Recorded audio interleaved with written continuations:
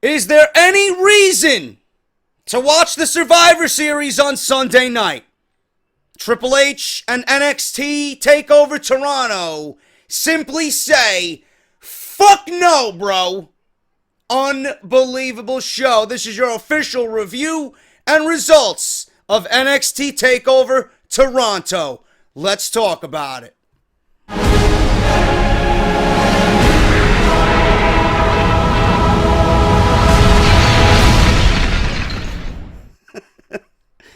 I mean, is Triple H really trying to make you forget that there's actually a Survivor Series tomorrow night?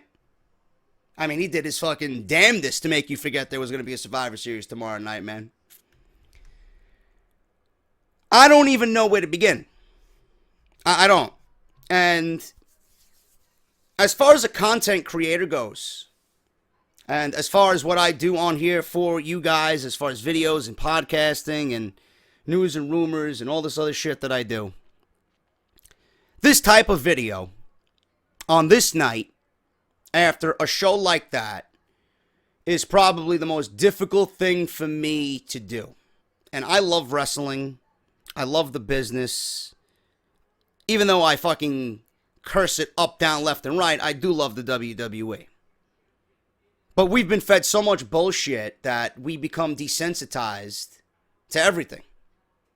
And we don't see every week, every month, the types of shows that we seen tonight. When we get something presented to us like we did tonight with NXT Takeover Toronto, this is the most difficult thing for me to do as a content creator, is talk about this type of show.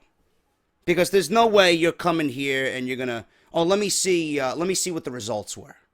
You know, I don't want you guys to come here for results only. I want you to come here for my interpretation of what I thought about the show. If you want results, go read a website. Go read a dirt sheet. Whatever. Go watch the show yourself. I mean, WWE's giving out the network for free. Sign up. You got TakeOver, Survivor Series, and you get TLC. You're going to get 3 pay-per-views for free. If you don't like the network, cancel. But whatever I say here is not going to do the pay-per-view justice at all. This was an amazing show. And I don't want to poke fun at what Vince McMahon and Kevin Dunn have going on, you know. But Triple H did his fucking damnedest to make you forget that there was a Survivor Series tomorrow night. I mean, is there even a reason to watch Survivor Series after what we've seen tonight? I mean, we got our fill of wrestling for the weekend, bro. We'll see you on Monday. That's what I'm thinking. That's what I'm thinking, man. When fucking Samoa Joe ended the show tonight, I'm thinking, all right, guys, I'll see you on Monday for Monday Night Raw. That's it. What is going to happen tomorrow night at Survivor Series that's going to make me say, which was the better show this weekend? Does Survivor Series even stand a chance? Fuck no. Absolutely fuck no, man. TakeOver is the best thing on the network. Easy. On a regular basis. Obviously, with the Cruiserweight Classic, we're going to get a bunch of other shit given to us on the network. But as far as a regular basis, man, with NXT, this is the best thing on the network, bar none. And I keep saying it to you guys, and I'm going to say it every time that I see something like this happen with NXT. I am fucking excited, man, for the day when Triple H takes over the WWE. Because if this is any indication about how he is going to run business and how he is going to present his vision of the WWE product, man, I think we all collectively can say we are in good hands. We are in good hands with Triple H. Vince McMahon and Kevin Dunn, whatever goes through their sick and twisted, demented mind, I don't give a shit, man. We know that what they are doing is not right. And it's not good, and it's not entertaining, and it's just not fun. Tonight is fun. Tonight is one of those nights, like always, when NXT TakeOver happens. You know, take off the shoes, slip into your pajamas, pop open a fucking cold beer, prop your feet on the couch, and watch wrestling. Tonight made everybody proud and enthusiastic to be a wrestling fan. And this is the same thing every fucking time with TakeOver, man. Why do they get it? And when we see Survivor Series tomorrow night, it's going to be a shell of what TakeOver did as far as presentation goes. Why? Why do the people down in NXT get the meaning of the word special? But Monday Night Raw and Vince McMahon and Kevin Dunn and everybody associated with Raw and Smackdown, they don't get what the word special means. They treated this tonight like the biggest fucking thing on planet Earth, man. That there was no other wrestling on this earth. That they were the best at what they do. And it showed. And it showed. Every Monday, we're dreading watching wrestling. That is, if we get wrestling. And I think the people tonight, I don't know, the people who say NXT sucks, NXT's ruining wrestling, the fans are nothing but fucking smart marks. How can you watch that show and not be proud to be a wrestling fan? Like, I don't get half of these fucking people on here. I really don't understand you. Everybody in that arena, everybody that worked and produced and fucking took care of this show tonight, they get it. Everybody gets it. That's what WWE needs to be. And if Triple H and his vision is what we are seeing right now, and it's only going to be enhanced and get better, then like I said, we are in good hands.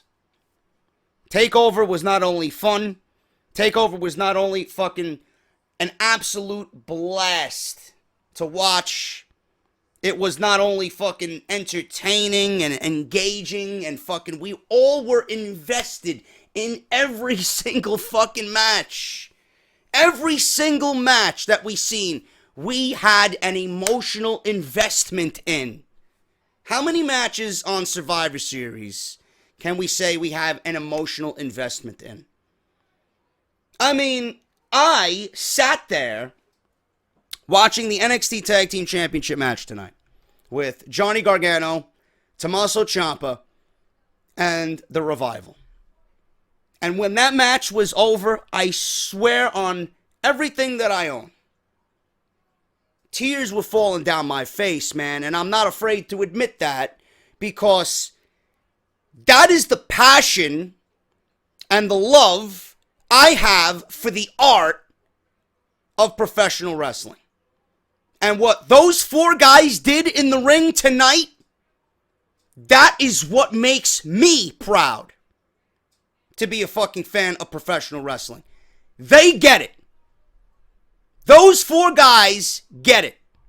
And so do the fans. Because there was not one fucking fan sitting down watching this match. There was everybody in that arena standing, waiting, holding their breath, emotionally invested in every single movement that these guys made, every single pinfall, every single motion of the referee's arm going up and down to make the 3 count, every fucking heel tactic, every comeback, every fucking sly maneuver that the Revival did to outsmart Johnny Gargano and Tommaso Ciampa. Everything.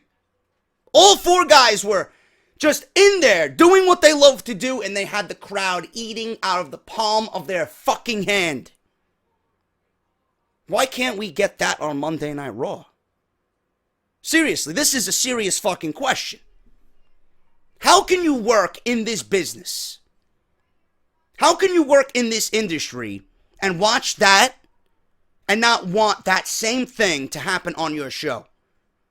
But you're okay with the New Day coming out pandering fucking booty-os and fucking unicorn penises, and throw them in there with Anderson and Gallows, who are acclaimed fucking superstars from across the globe in tag team wrestling, and throw them out there in a fucking 2-minute match. How can you throw these guys out there in a fucking Halloween street fight where Anderson is being thrown where Anderson is having pumpkin pie thrown in his face, and you got fucking Luke Gallows bobbing for apples on Monday Night Raw. How can you watch what these four guys did in the ring tonight, fighting over a fucking tag team championship, and not want that on your show? To me, that is the most fucking asinine thing anybody in this business can do. Not want that on your show. Those four guys get it. Whoever produced that match and whoever helped them mold that match into what we've seen tonight gets it. Triple H gets it. His group of people get it. The crowd gets it. And it's easy to keep the crowd entertained, man. We want wrestling. We want wrestling.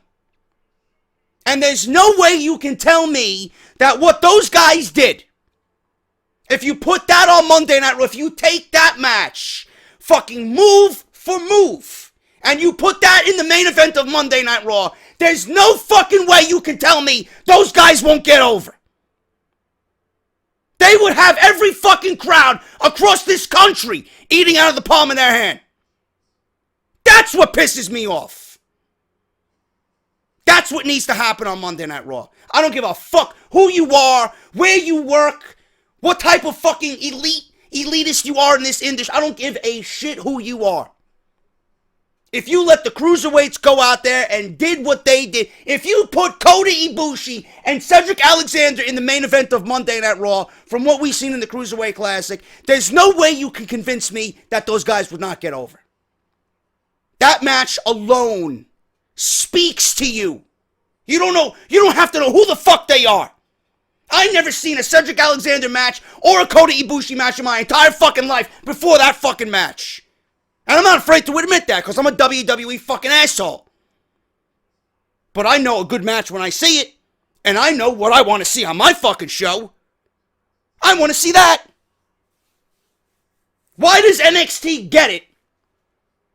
And Kevin Dunn... Why does NXT get it, and Vince McMahon and Kevin Dunn don't get it? How difficult is this? What is their vision? Now, I understand this is a business. I understand you're not going to go against what Vince McMahon says because he's fucking Vince McMahon. But he's not God. He's not God. You can look at your fucking son-in-law and fucking give him a pat on the back. This is what we want to see. Triple H is molding this company into something that we've never seen before. And it's fucking seeping excitement. If this is any indication that the WWE is going to transform into this, dude, you have my fucking money and my blessing. Absolutely unbelievable. How can you tell me that Shinsuke Nakamura is not good enough for a Monday Night Raw because he doesn't speak English?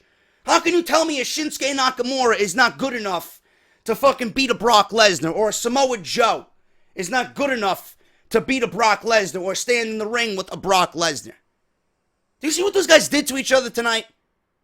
You mean to tell me Joe couldn't do that to Brock Lesnar? Or Nakamura couldn't do that to Brock Lesnar? Or make you believe that they could beat Brock Lesnar? Both of them.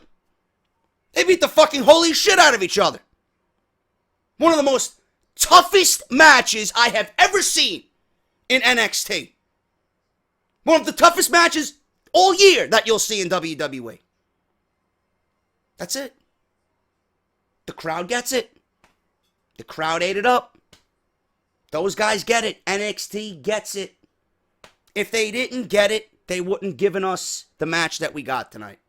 And the tag team match. And the fucking opening match. And the women's match. We wouldn't have got what we got tonight if they did not get it. Why does everybody look like a superstar in NXT? And on Monday Night Raw, they are so fucking hesitant to push anybody. Why? Why does a Ty Dillinger? I don't give a fuck if they're in Canada or not. This is not an excuse. Why does a Bobby Roode? And I don't give a fuck that they're in Canada, bro. This is not an excuse because these guys could be in England, these guys could be in fucking Dallas, these guys could be anywhere. With a takeover name on the fucking billboard, they would have got the same reaction anywhere. It doesn't matter if they were at home, in their home country. Why does a Ty Dillinger and a Bobby Roode get bigger reactions everywhere they go than anybody else on Monday Night Raw? Why? I don't understand that. Or Smackdown. I'm going to lump Smackdown into this because, they're not perfect either, even though they're a better show. How is a Ty Dillinger catapulted and made to look more important than most of the Monday Night Raw roster?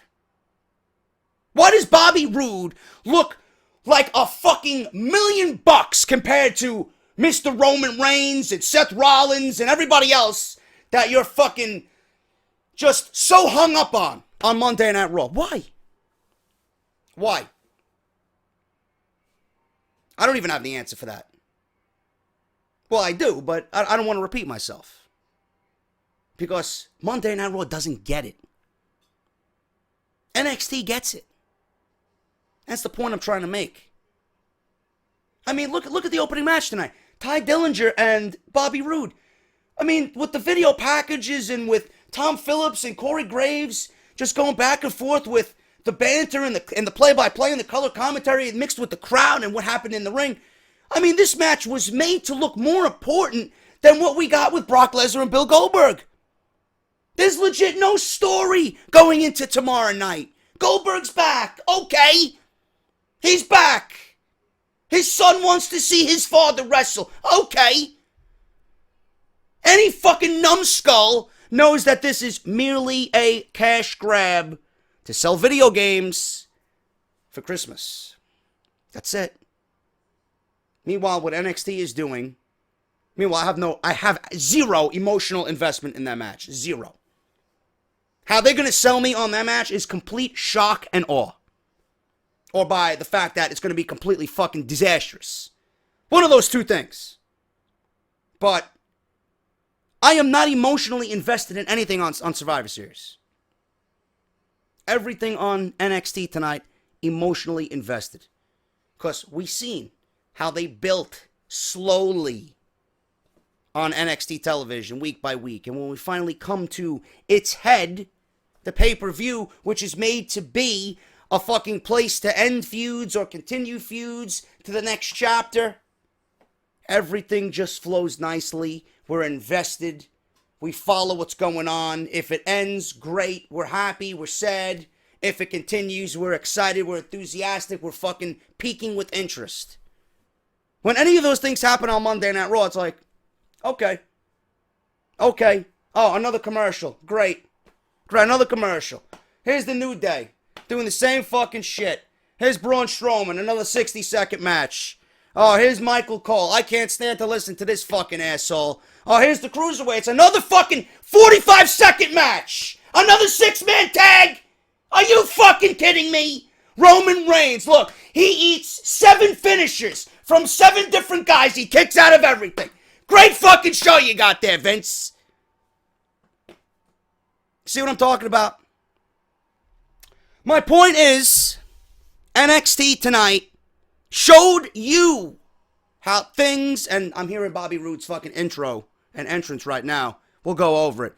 They know what needs to be done. When Takeover happens, it's treated like a fucking pay-per-view should be treated. Important. Important. With everybody from the fucking top of the card all the way to the fucking opening match. Everybody is made to look important. You're not going to get that at Survivor Series tomorrow night. By hour 2 of this 5-hour fucking pay-per-view, we will be ready for bed. And then we're going to think back to what we've seen tonight, and we're all collectively going to say, God damn, you know what, I'm going to shut this shit. I'm going to watch Takeover again. That's what we're going to want to do. Unbelievable show tonight. And they just get it. And I wish upon a star Vince McMahon would get it. I wish upon a star Kevin Dunn would get it. But no, He needs to fucking rake in the cash by fucking whispering in Vince McMahon's ear about what supposedly is right when it's not. Because he needs to keep those his fucking teeth shiny. For what? You're not going to get any pussy with those teeth done. You'll be lucky to have anybody look at you and not laugh. You fucking beaver-looking motherfucker. Watch NXT. That's your punishment, done. For every Monday Night Raw. Actually, you know what? That's too good of a fucking punishment for him. I would sit Kevin Dunn down and I would have him rewatch every Monday Night Raw from January up until December in 2015 to show him exactly how fucking terrible his shows are. He'll probably be there, oh, he's good, thumbs up for Rowan, you know? Then we'll show him NXT. And then he'll fucking laugh at it because he doesn't know what the fuck it is. Hey, wrestling, what is that? You know? Whatever. NXT tonight, man. Unbelievable fucking show. And let me quickly go over the results here. I don't know what to say about Bobby Roode, bro. Bobby Roode is absolutely fucking unbelievable. In every sense of the fucking word, this guy is unbelievable. So he's oozing fucking charisma. Oozing. This guy's definitely next in line for a world championship reign in NXT. His entrance was nothing short of glorious. That whole fucking choir for this guy coming out, singing his theme song. Beautiful. It lasted. I didn't want it to end because it's fucking great. He looks more like a superstar than anybody on Raw and Smackdown. Go figure. They get it. And then when he comes on Monday Night Raw and SmackDown, nobody's going to understand it. Nobody's going to like it. Nobody's going to appreciate it. Why? Because it's not something that Vince and Kevin Dunn came up with. Dillinger comes out. He got just the same kind of reaction as Bobby Roode, but it was a much simpler entrance. He came out, dressed up, 10, everybody. The crowd was chanting 10 all fucking night. With every referee's count on the outside, they were chanting 10. 1, 10! 2, 10! Fucking crazy Toronto motherfuckers, man. He comes out. Pop is very big for both guys. Fans are chanting 10. They're going nuts. Both of these guys have a big stare down.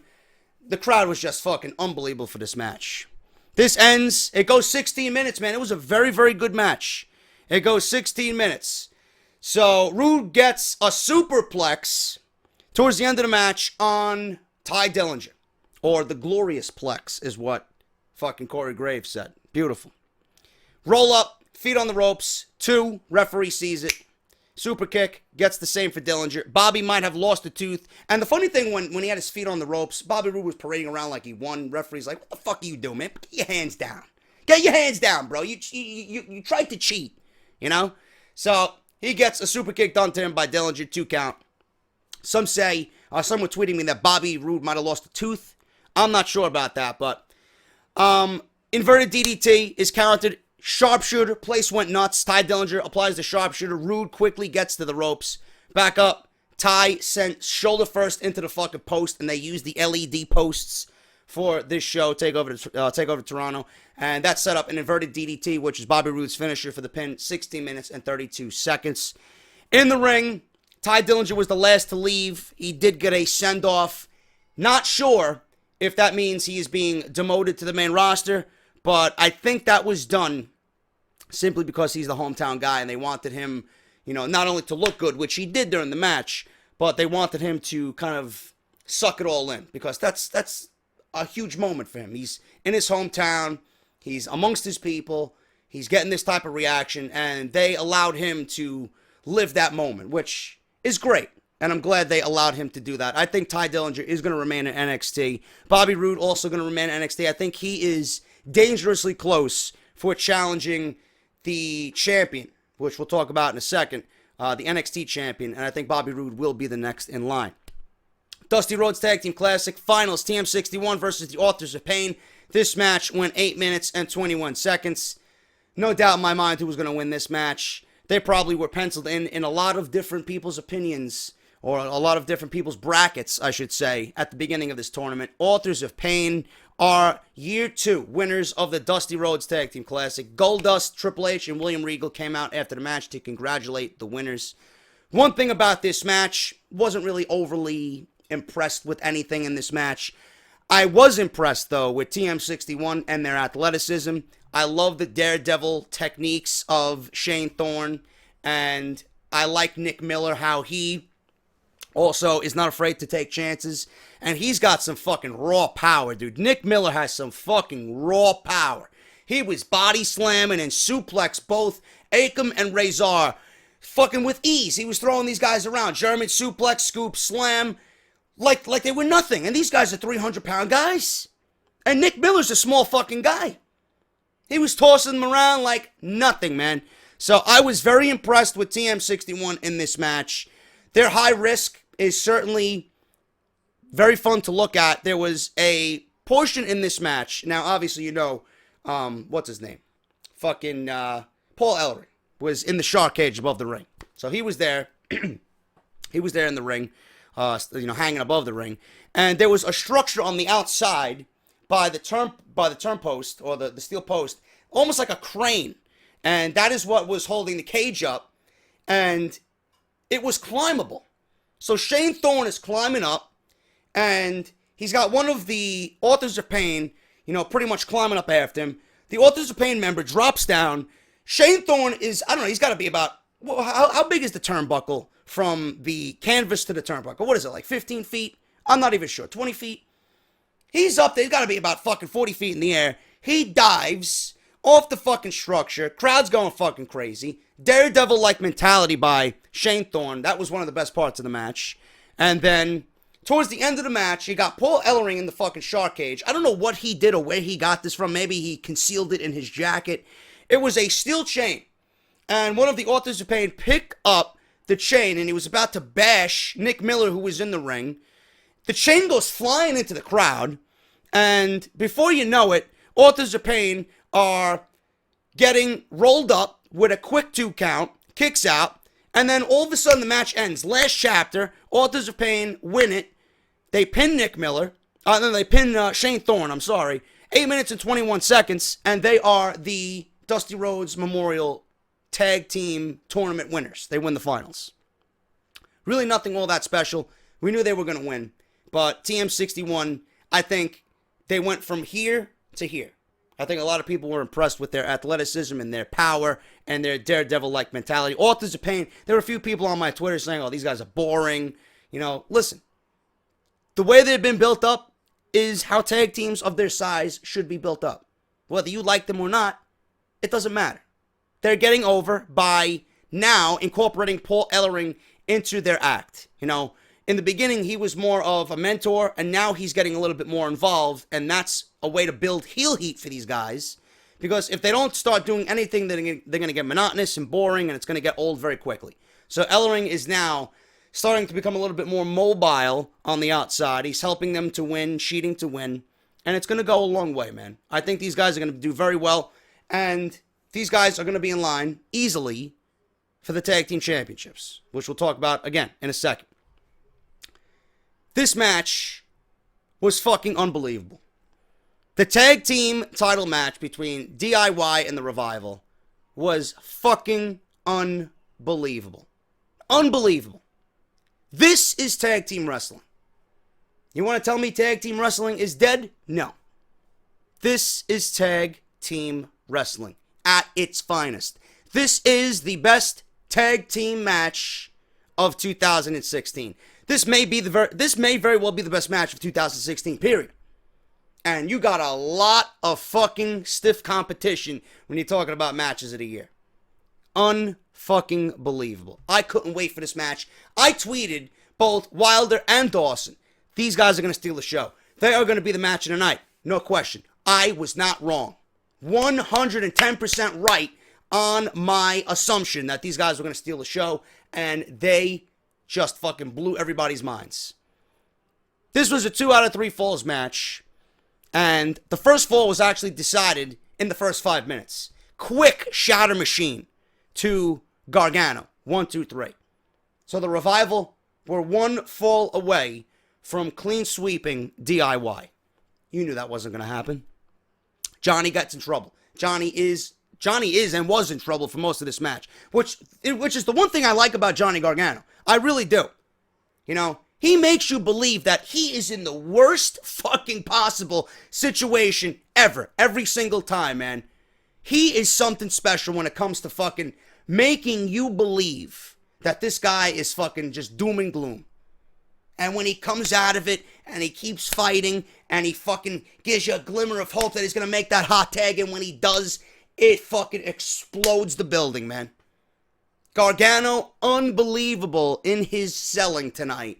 He makes you believe that he is in the worst fucking trouble, inescapable trouble. Unbelievable stuff by Gargano. So, Johnny's been in trouble. He was in trouble the whole match. Second fall begins. Dawson's grabbing a suplex for a 2 count. Hits a body scissors with a chin lock before Johnny grabs a tornado DDT on Wilder. Enziguris Dawson at the same time. And he makes the hot tag to Tommaso Ciampa. Ciampa comes in like a fucking house of fire. Champs are in trouble. 3 straight German suplexes and a running knee to the head. Gets a 2 on Scott Dawson. Super kick, running knee combo is enough because the referee was attending to Wilder on the outside. He was on the outside. Referee was attending to him. And Gargano and Ciampa finally have an opening to get their finishing move. At 14 minutes and 22 seconds, they tie the series up 1-1. This is where it gets interesting. And this is where I start inching off my couch, slowly but surely. And I tweeted out, it needs to happen. As the match went on, I stated, it needs to happen. They missed the opportunity in Brooklyn. That crowd was ready for a title change.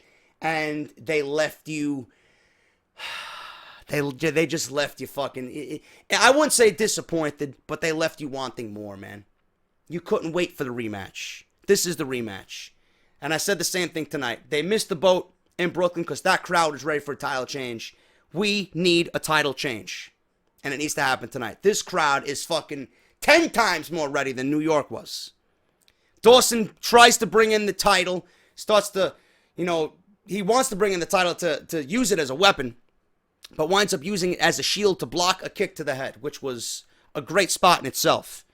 So, a reverse figure 4. The crowd is losing it. Gargano does a big dive.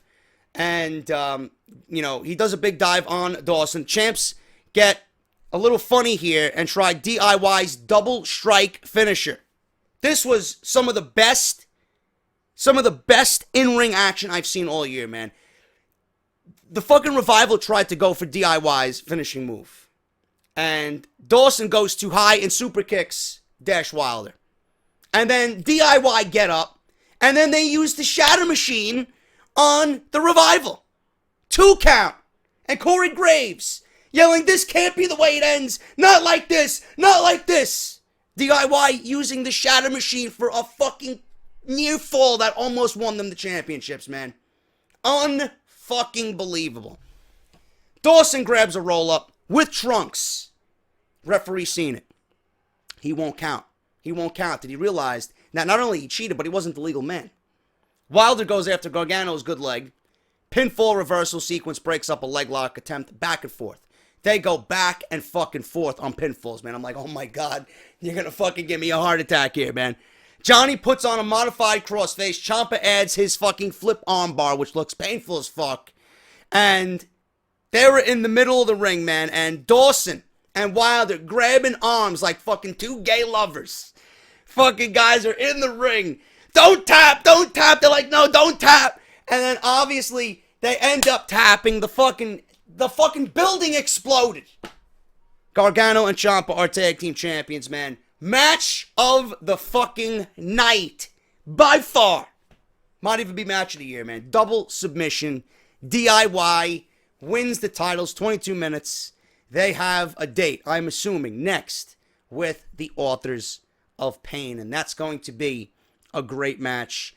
The David versus Goliath mentality. I am sure WWE will focus on that. And DIY, man, they're fucking unbelievable at what they do. People were saying, dude, they're going to break up. There's going to be a breakup angle. Ciampa's going to turn on Gargano. No, these guys are too good, man. That's not even in the fucking picture right now. What they did tonight showed you why tag team wrestling is not dead. It may be dead on Monday Night Raw, and it's a fucking crying shame. It's fucking criminal why we're not seeing this type of shit on Monday Night Raw. It really is. This is tag team wrestling. Whatever you're seeing on the main roster right now is absolutely fucking pathetically embarrassing. These guys showed you exactly what needs to be done, how tag team wrestling is supposed to be, and they're going to continue to do it. Now, all we need to see is the revival in fucking hour 3 of Monday Night Raw at the 10:05 time slot, teaming with fucking Golden Truth and the Shining Stars in a fucking 9-man tag against Enzo Cass and whoever else they fucking got on the roster, man. That's what's coming. That's what's coming. It's a fucking crying shame.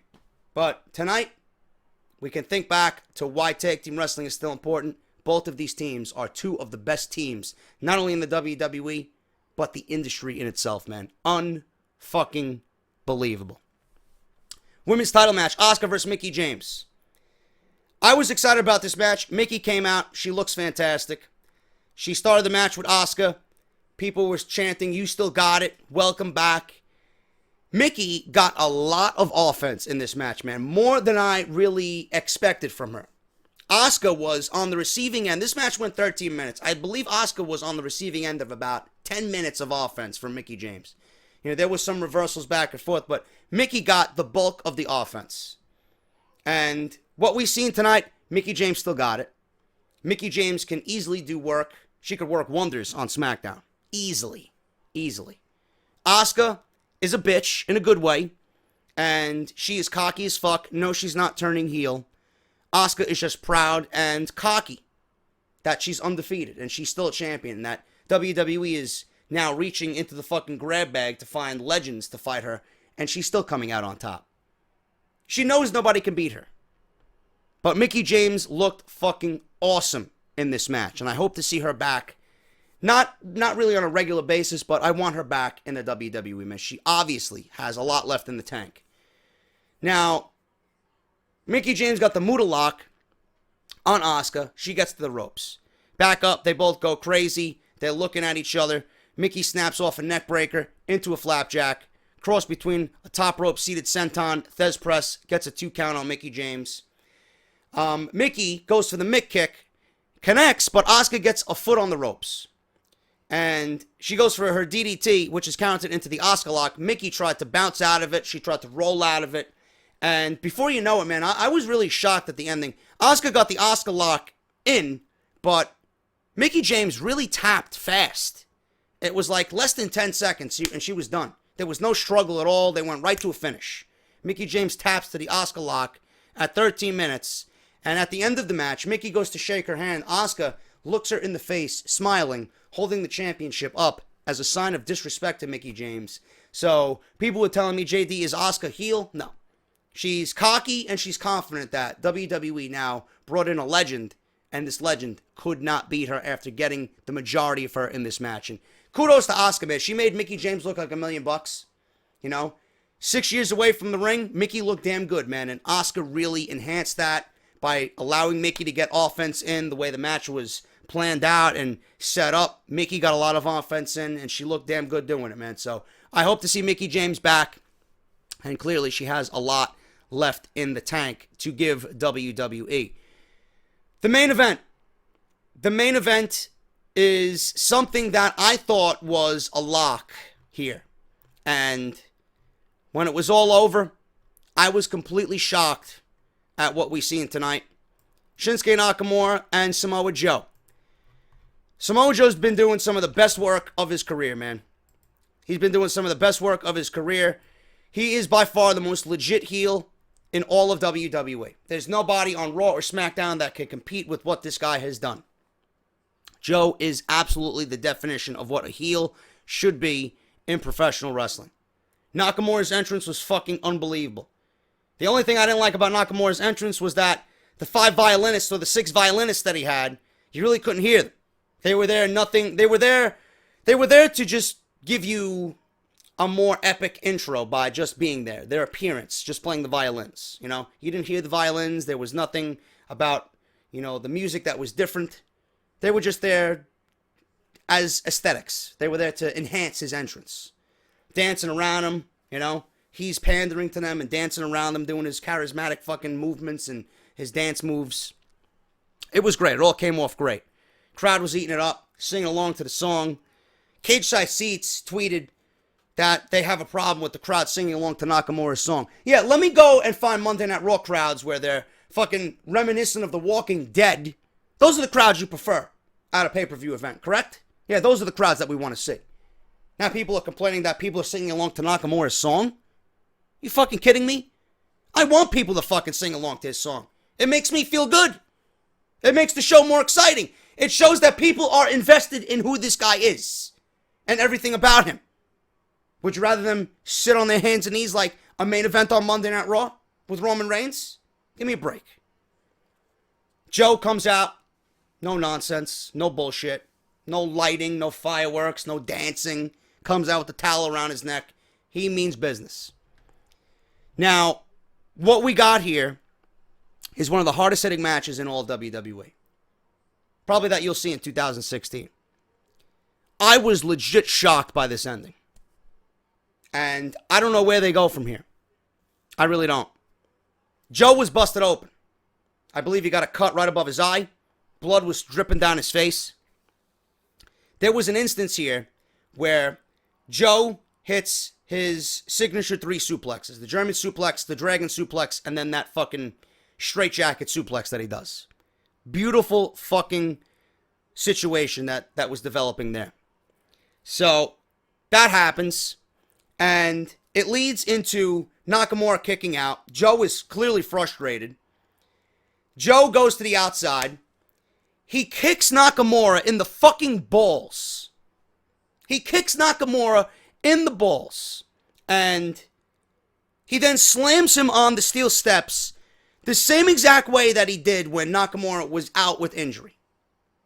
So, at this point, I didn't know what the fuck was going on. It was just a string of moves. It was a coquina clutch, the rolling suplexes, it was the kick to the balls, the fucking slam on the steel steps, and Joe rolled him back in the ring. It's setting up for a muscle buster, and then the match was over. Nakamura was pinned 1, 2, 3. No struggle. It was those string of moves. Coquina clutch, the 3 suplexes. You had the German, the Dragon, and the straitjacket suplexes. A kick to the gut, or the balls, slam on the steel steps, muscle buster, 1, 2, 3. Joe is the first 2-time NXT champion.